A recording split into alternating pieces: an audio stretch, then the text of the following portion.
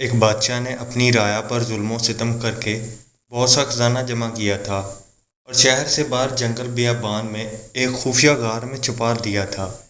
اس خزانے کی دو چابیاں تھیں، ایک بادشاہ کے پاس، دوسری اس کے معتمد وزیر کے پاس۔ ان دونوں کے علاوہ کسی کو اس خزانہ کا پتہ نہیں تھا۔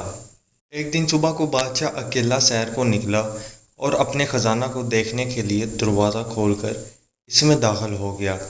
خزانے کے کمروں میں سونے چاندی کے ڈھیر لگے ہوئے تھے، ہیرے جواہرات الماریوں میں سجے ہوئے تھے، دنیا کے نوادرات کونے کونے میں بکھرے ہوئے تھے۔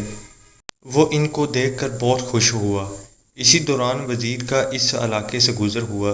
اس نے خزانے کا دروازہ کھلا دیکھا تو حیران رہ گیا۔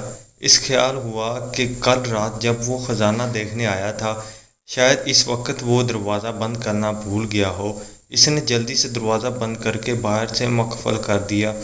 ادھر بادشاہ جب اپنے دل پسند خزانہ کے معائنہ سے فارغ ہوا تو وہ واپس دروازے پر آیا، لیکن یہ کیا، دروازہ تو باہر سے مقفل تھا۔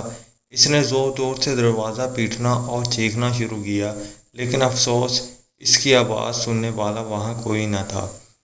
وہ لوٹ کر پھر اپنے خزانے کی طرف گیا اور ان سے دل بہلانے کی کوشش کی، لیکن بھوک اور پیاس کی شدت سے تڑپنا شروع کیا۔ وہ پھر بھاگ کر دروازے کی طرف آیا، لیکن وہ بدصورت بند تھا۔